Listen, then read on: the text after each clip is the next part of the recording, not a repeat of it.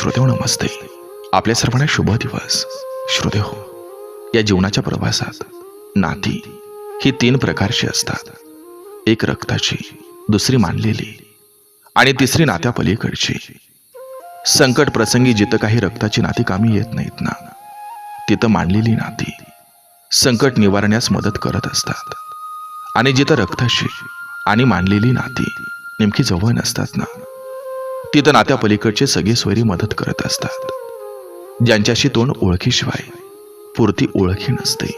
म्हणून श्रोते हो, माणसानं आयुष्यात रक्ताच्या आणि मानलेल्या नात्यासोबतच नात्या पलीकडचे सगळे सोयरी सुद्धा जमवले पाहिजेत, ज्यांचा चांगला अनुभव आयुष्यात एकदा तरी येत असतो. आणि श्रोते हो, या जीवनाच्या प्रवासात, या आयुष्यात फार थोडी माणसं तुमच्यासाठी काही विशेष असा आशीर्वाद घेऊन येत असतात, पण बाकीची मात्र सगळे तुमच्यासाठी आणि तुम्ही शिकावं म्हणून खूप सारं धडच घेऊन येत असतात. परंतु श्रोते हो, दोन्ही प्रकारची माणसं आयुष्यात येणं गरजेचं असतंय. आशीर्वादामुळं जीवन सुखाचं होतं. आणि जी मंडळी आपल्याला धडा शिकवतात ना, ती आपल्याला अनुभवानं श्रीमंत करत असतात. त्यामुळे या जीवनाच्या प्रवासात दोघांचाही आदर करायचा. बघा, पटतंय का? पटलं तर नक्की विचार करा. चला, आजही आपल्यासाठी सुंदर विचारांची ही शिदोरी, ही मालिका अशीच पुढे घेऊन आलोय. चला, करूया सुरुवात सुंदर विचारांना, सुंदर सुविचारांना.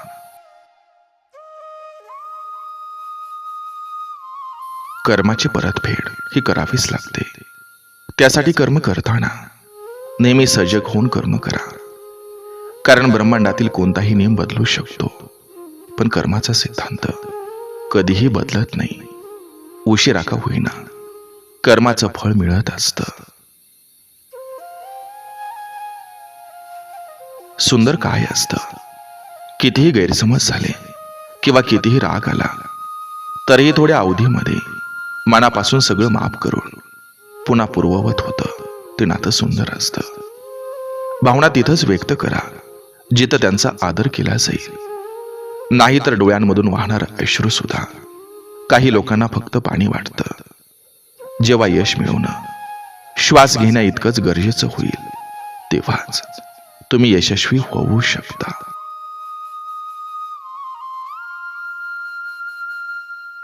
जीवनात आपल्याला सोडून कोणीही गेलं असेल आणि आपल्याला जीवनात जर शांतता हवी असेल, तर सोडून गेलेल्याशी वाद घालण्यापेक्षा स्वतःला बदलून घ्या. कारण पूर्ण जगात कार्पेट टाकण्यापेक्षा स्वतःच्या पायात चप्पल टाकणं जास्त सोपं आहे. आपल्या जीवनाशी कधी नाराज होऊ नका. कारण तुमच्यासारखं जीवन काही लोकांचं स्वप्न असेल. प्रत्येक माणूस हा ज्याच्या त्याच्या जागी योग्यच असतो. अयोग्य असते ती परिस्थिती, आणि परिस्थितीमुळे बदलते ती मनस्थिती. खेळ असा दाखवा की जिंकता आलं नाही तरी आपली छाप सोडता आली पाहिजे.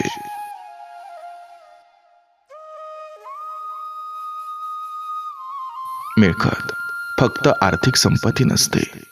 अनुभव, नाती, मान सन्मान, चांगले विचार आणि चांगले मित्र ही खरी मिळकत आहे. अहंकारात आणि संस्कारात एवढाच फरक असतो. नेहमी इतरांना झुकवण्यात आनंद मानतो, त्याचं नाव अहंकार. आणि नेहमी स्वतः झुकून इतरांना मोठेपणा देण्यात आनंद मानतो, त्याचं नाव संस्कार. एखाद्या व्यक्तीला मदत करण्यामुळं जग बदलू शकत नाही, पण त्यामुळं त्या व्यक्तीचं जग नक्कीच बदलत असतं.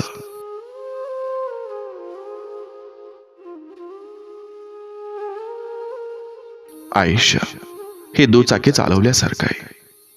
तोल सांभाळण्यासाठी पुढे जात राहावं लागेल.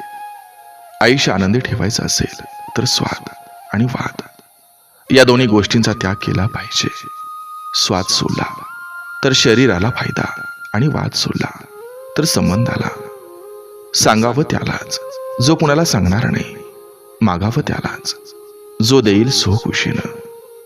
आवडून घ्यावं तेच जे मिळालं आहे नशिबानं. आणि नातं जोडावं त्यांच्याशीच जे निभावतील निस्वार्थीपणानं.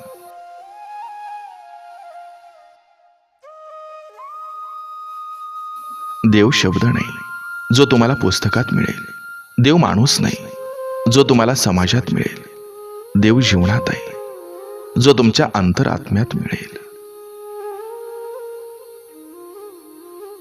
चेहऱ्यावरचं तेज हे तुमच्या अंतकरणातल्या विचारावर अवलंबून असतं. मनात आत्मविश्वास असला की चेहरा तेजस्वी दिसतो. मनात इतरांविषयी प्रेम असलं की चेहरा सात्विक दिसतो.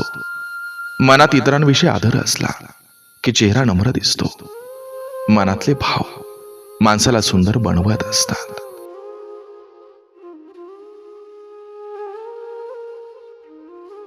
आपला भूतकाळ विकत घेण्या इतपत कोणी श्रीमंत नसतो. समाधानी कसं राहता येईल हे ज्याला कळलं तो खरं आयुष्य जगायला शिकला. मैत्री म्हणजे संकटाशी झुंजणारा वारा असतो. विश्वासानं वाहणारा आपुलकीचा झरा असतो. मैत्री एक असा खेळ आहे, दोघांनाही खेळायचा असतो. एक बाद झाला तरी दुसऱ्यानं डाव सांभाळायचा असतो. सायकल आणि आयुष्य तेव्हाच बरोबर चालू शकतं जेव्हा चैन असेल. आयुष्यात जास्त अहंकार नसावा. कधी कधी हवेत उडणाऱ्यांनाही आधाराची गरज भासते. संयम हा खूप कडवट असतो, पण त्याचं फळ गोड असतं.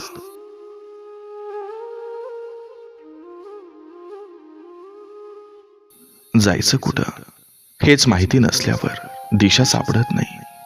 आणि जर कोणत्या दिशेनं धावायचंय हे माहिती नसेल तर तुमच्या वेगाला काडीची पण किंमत राहत नाही.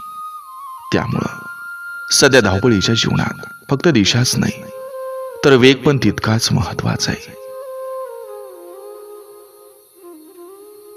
ज्याला प्रेम समजतं, शब्द समजतो, तो वेळ पाळतो. आणि ज्याला फक्त स्वार्थ समजतो तो वेळ साधतो. मनुष्य फक्त भ्रमात जीवन जगतो. हा माझा, तो माझा, माझ्या जवळचे माझे.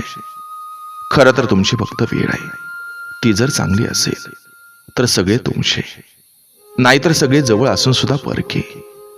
रुसलेल्या मौनापेक्षा बोलक्या तक्रारी या अधिक चांगल्या असतात. म्हणून राग आला तर आबोला धरण्यापेक्षा बोलून मोकळं होता आलं पाहिजे.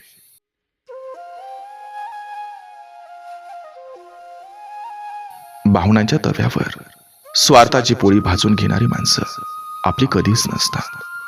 कारण नात्यांचं पानवट त्यांना फक्त तहान लागल्यावरच दिसतात. प्रत्येक वेळी खाव हे तुम्हाला तोडण्यासाठीच नसतात, तर कधी कधी असे खाव तुम्हाला तुमच्यात अजून सुधारणा करण्यासाठी असतात. त्याशिवाय तुमची किंमत मुळीच वाढू शकत नाही. म्हणून प्रॅक्टिकल बना. जे पण होईल ते चांगल्यासाठीच होईल. फक्त थोडा वेळ स्वतःला द्या. तुमच्यातली सिद्धता ओळखा आणि ती सिद्ध करा.